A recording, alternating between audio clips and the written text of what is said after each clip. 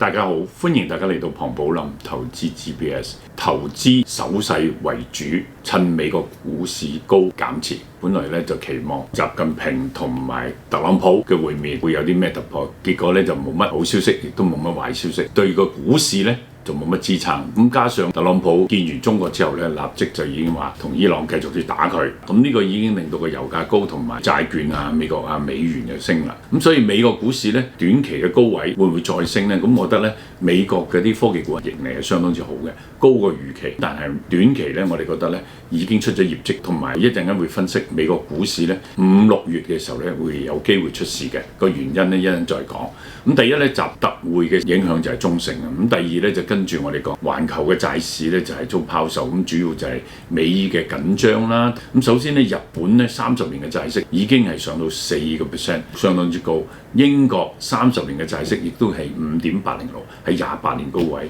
美國30年嘅債息咧亦都升穿咗5厘，不特止係5.15%， 10年期嘅債息亦大升至4.62，係1年嘅高位。所以咧，今年嚟講咧，你買債券避險你都輸錢嘅。美匯就係升到99.358，打仗就嚟美元啦，歐羅梗係跌啦，日元又跌，日元跌到差唔多由160啦，159點幾，啲金梗係跌啦，息升咗，但係咧可能跌低啲，跌到咧就係4300至4100美金，可能大家係一個吸納嘅機會嚟嘅。咁你當然可以買金礦股或者買金嘅 ETF 啦。咁中東嘅事件咧，令到美國美元係好啦，刺激啦，因為啲錢，但係美債唔好咧。咁第一就係對到美元嘅財政惡化，咁喺軍費或者其他各方面咧，都令到美國個財政增加嘅。咁另外咧，中美嘅協調咧，暫時係放喺邊。咁特朗普已經表明咧，咁山長水遠佢又唔想打嘅，但係日本、菲律賓甚至台灣係佢嘅代理人，所以咧呢個大家都要小心嘅。習近平咧亦都表示，中美咧就討論貿易，亦都買咗農產品啦。第二就係買飛機。咁呢方面中性又冇乜特別嘅情況。咁美國正經嘅情況點解對美匯同埋美債發生嘅影響咧？咁美債嚟講，點解升得咁緊要呢？個息率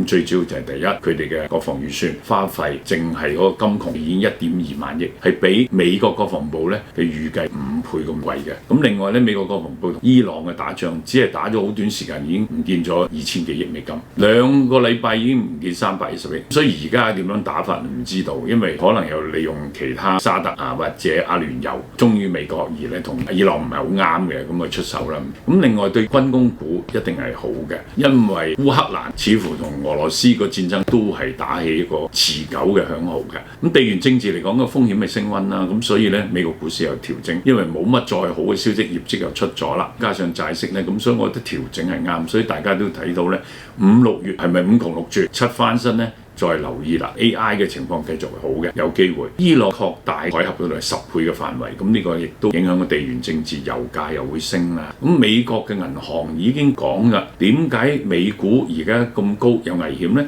就係因為咧而家有 SpaceX 啊、Anthropic 啊都發行 IPO 集中火力啊。SpaceX 咧仲話拆細個股份可能會吸引大家喺6月之前咧就要沽定啲貨，趁而家業績好咧沽咗啲貨而整佢。咁所以對傳統嗰啲股份會唔會造成嗰個傷害咧？大家要留意嘅。另外咧，個別嘅股份個 IPO，Anthropic 佢咧就由3000億而家到1萬億啦。OpenAI 亦都帶到最近啲 OpenAI 咧有啲股東咧就已經唔等上市啦嚇，而家未有上市，而家俾 Anthropic 就爬咗頭，已經賣啲股份出嚟啦。Anthropic 咧就做得相當好，佢又好早咧2026年嘅收入咧已經有450億美金，相當於去年嘅5倍。所以你睇到咧 AI 嗰啲一做起上嚟咧，投資係好多，但係佢嘅收入都係好緊要，甚至預測2028年咧個營收超越 Google 嘅阿媽 Alphabet。咁 Anthropic 旗下就有機械人嘅 Claude 啊，好多專業嘅平台咧，包括法律，盡量多啲收入。咁所以呢啲你睇到咧，點解 A 字頭嘅贏 OpenAI 嘅 O 字頭咧？咁排序都係 A 字行先啦。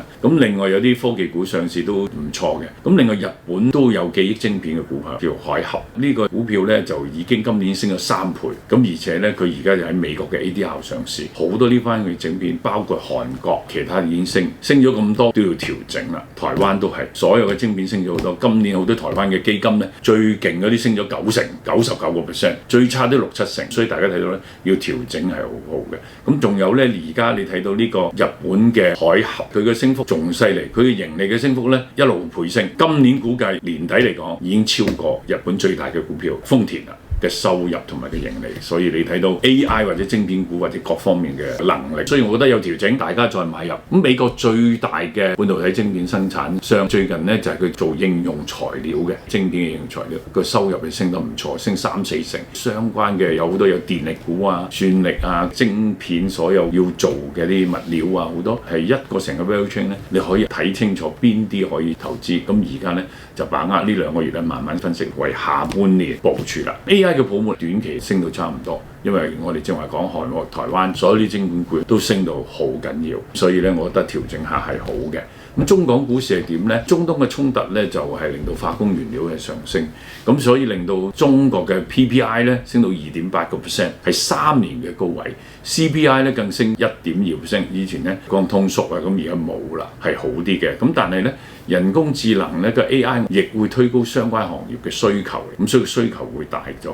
但係如果我哋剔除咗能源同埋 AI 受到中東嘅事件而影響嘅話咧，扣除咗之後咧，中國嘅 PPI 仍然係跌嘅喎，咁呢個就唔係咁好啦。呢個現象我哋都要留意。咁因為大家都預期中東嘅事會有機會解決嘅，咁究竟係唔係咧？特朗普反轉又反轉嘅情況，就大家都要留意嘅。至於人民幣嚟講咧，本來預期咧有機會升穿6.8，暫時就唔得，因為中東、伊朗可能又開戰啦，咁所以咧暫時講人民幣又跌翻咗6.8以下，6.81幾嘅情況。中國4月新嘅貸款減少100億，其實係好差。第二咧就新增社會嘅融資咧都係得6200億，係比預期嘅1.5萬億低好多，所以啲冇人肯借錢，所以呢個影響到中國嘅經濟。不過好在咧，因為 AI 嘅出口係唔錯，希望今年能夠延續啦。咁風險嗰方面，匯豐已經提咗，其實我哋都有講過啦。私募信貸基金嘅投資或者銀行喺呢個市場裏邊投資到啲私募信貸嘅，匯豐咧已經撇咗30億元嘅壞帳。主要係點解咧？我哋早嘅提過啦。咁特朗普 deregulation 即係去將08年因為個股市大冧，就阻止銀行咧投資呢啲私募信貸嘅基金。咁啊，啲錢去邊啊？多數俾 AI 嘅相關嘅股份啊，借錢俾佢發債啊，好多嘢支持佢咁大發展嘅情況。咁當然咧，有人賺錢，有人蝕錢嘅。咁所以呢個投資咧風險就好大。所以我哋要繼續再留意咧。而家銀行本來唔可以參與，而家參與呢個市場，會唔會拖到佢哋咧？咁呢個我哋覺得喺5-6月嘅時候要留意啦。咁另外有一個順豐咧，喺香港機場有機會安排啲金庫，大概有100噸嘅嘢。呢個咧就配合香港嘅定位，將香港金融郵場改咗做香港黃金交易所。咁呢個黃金交易所咧，一部分期貨嗰啲嘢咧就交俾港交所嚟去做嘅，但係其他嗰啲咧就集中喺呢度。咁而順豐如果能夠做到呢樣嘢，對佢亦都係相當之好。咁所以我覺得亦都有好大嘅發展嘅。所以而家咧，大家要投資係乜嘢咧？我哋覺得持有啲現金，無論係趁黃金低啦，或者做啲對沖基金啦，譬如話 ManHL 啊，咁今年都升咗14%，慢慢上升。咁你可以擺其他 market neutral 嘅分啦，中性嘅基金或者其他各方面嘅類型嘅基金咧，個策略分散多啲，有多啲機會咧，喺不同嘅機會投資策略同埋市場裏邊有回報。至於債券咧，暫時要守啦，因為債券嘅話，我哋估咧今年聯儲局新嘅主席最多暫時嚟講咧，佢唔加息。佢要忍住唔加息，就算個通脹上緊，因為大家都預期中東嘅事件始終會解決，因為影響到美國好犀利嘅時候咧，中期選舉佢可能要放鬆，等個通脹落翻嚟，所以而家令到個通脹暫時美國都係唔會加息住嘅。咁但係大家都要留意呢方面㗎。仲有就係當然除咗債券之外，就係國防，而家全世界都要準備係咪打仗？俄烏嗰方面，烏克蘭做無人機越嚟越好啦，佢已經打到俄羅斯嘅大後方，所以俄羅斯我覺得都好麻煩。咁而且咧，匈牙利嗰個領導親俄羅斯嘅輸咗，變咗咧佢哋都批准咗900億歐羅，幾時俾就唔知道，就俾烏克蘭作戰同俄羅斯，咁所以俄羅斯都煩嘅，